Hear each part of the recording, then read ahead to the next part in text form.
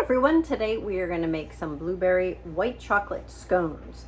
So I want to remind you that with Pampered Chef, our apron comes in all sizes, which means that anybody can adjust our business to work for you. If you want to work it part-time, full-time, career time, you can do all of that. So let's get started.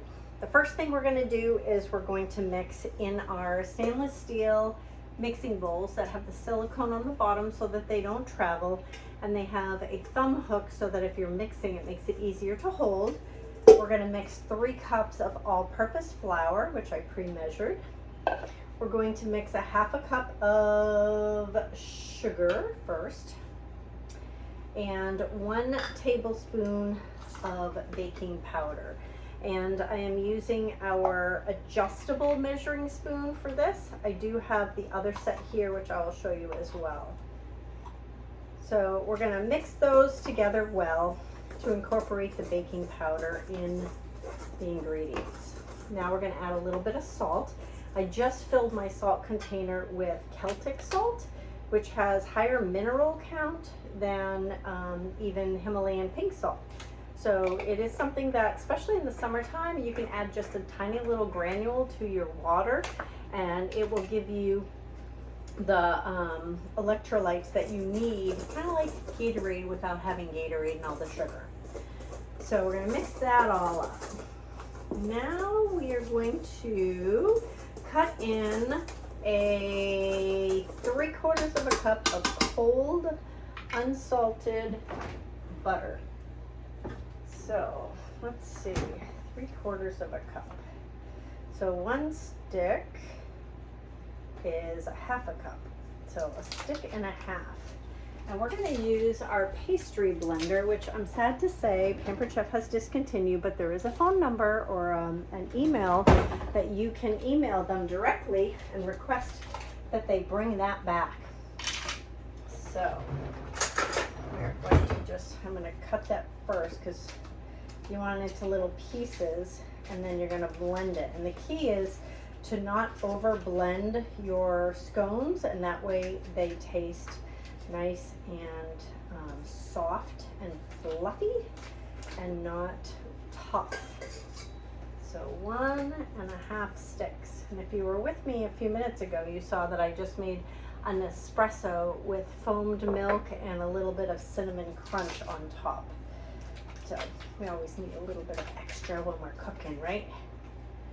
So the coffee maker is something that gets used every day in our house, along with the knives and the cookware. Just making sure if I'm at 1.5 cups, almost, or 3/4 of a cup, I should say, stick and a half. Okay. Now we're going to use the pastry blender, and all we're going to do is we're going to push and turn. Now this bowl here that I have, the stainless steel bowl, is actually a 16-cup bowl. It doesn't look like it's that big, and if you guys own our glass batter bowl, this is double the size of the glass batter bowl. So it's lighter weight, it will take a larger capacity, and it has lids that click and invert a little bit so that you can stack the 3 different sizes on top of each other in the refrigerator. So if you're making a salad or something for a picnic or whatever, you can stack all 3 together. All right, so we have those all blended. Basically, you want it to be about pea-sized shapes, the butter. And now we are going to add milk, which is 3/4 of a cup, 1 egg, and then some lemon zest. So let's zest our lemon. This is the zesting cup. There is measurements on the back section of it, and you can go in any direction. You can go back and forth. You can go around in a circle. What you want to do is you want to zest all of the yellow without getting into the white pith. So you just want a little swipe over each section of the skin. And you want to wash your lemon first, obviously, because you're going to be eating the zest. Now, the white pith is the bitter part, and that's why you want to avoid that. And you should always do this, even if you're going to use your lemons in a recipe that you're squeezing your lemons for, because you can freeze this Often I'll do that if we're making a lemonade or something like that. I'll zest all my lemons and I'll put the zest in the freezer, and you can just take out like a teaspoon of zest when you're baking and just add it in frozen. All right, I think I got all of it. Now what we do is we go around in a circle, because there's like a little windshield wiper blade on the inside. You can zoom in to see it, and then you can see all of the zest here. So we have basically zest of 1 lemon. All right, and now we need to mix our egg up. So I'm gonna mix the egg with my little measuring spoon, because you just want the yolk to be blended, because when we mix it into the regular ingredient, when we add the liquids to our base, we don't want to stir much. We just want to basically turn it over. So we're going to dump that in. We're going to dump this in. We're going to grab, I think I'll grab this one. We're going to grab one of our mix and scrapers, and we are going to just turn it over a little bit.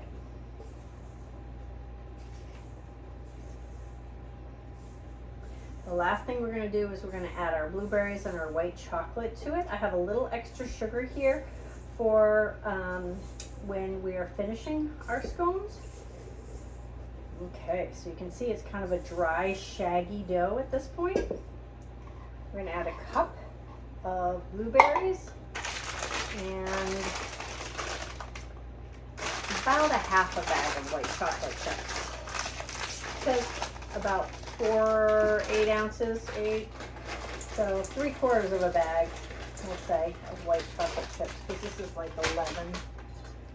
And we're just going to go ahead and blend that together. And then what we're going to do is we're going to roll this out onto one of our mats here that I have.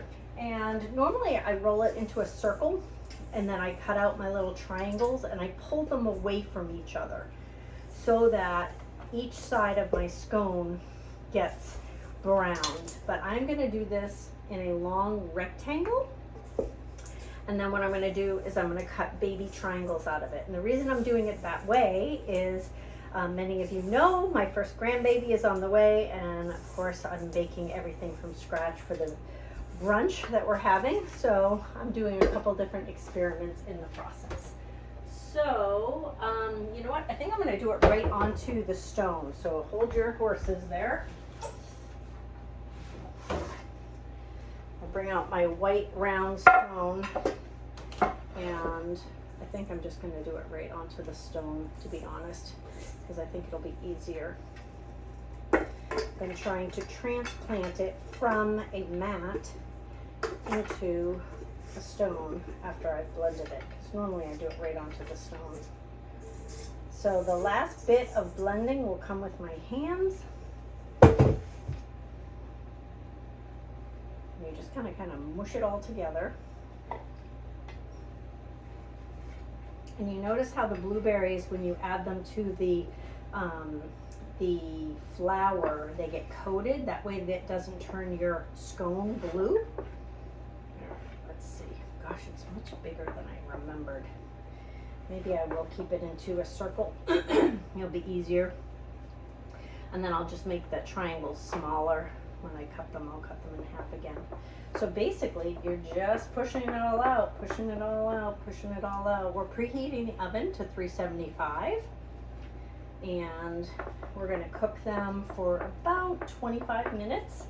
When you're dealing with stones, sometimes it takes a few extra minutes for the stones to heat up.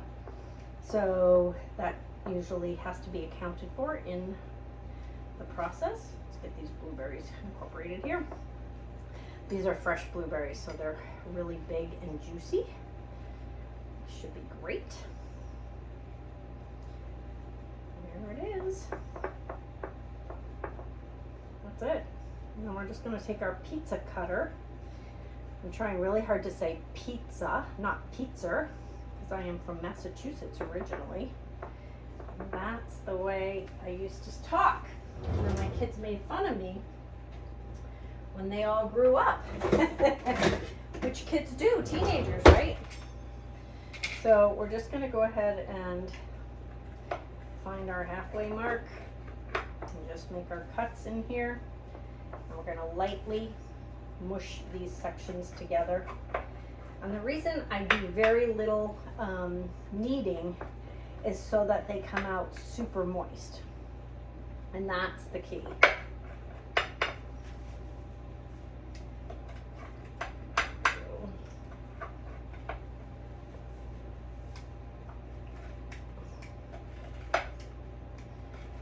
Now, I'm going to be bringing these to the hospital to my daughter and all of her nurse friends because one of her friends has already requested. I did a trial run already, and she was like, has your mom made any more scones? So I said, all right, I'll make some more. So basically all I'm going to do is I'm going to pull this back just a little bit so that there's space between each section, and then I'm going to bake it. So that's it. I'll come back. I'll show you some pictures of what it looks like when it's all done. Easy, right?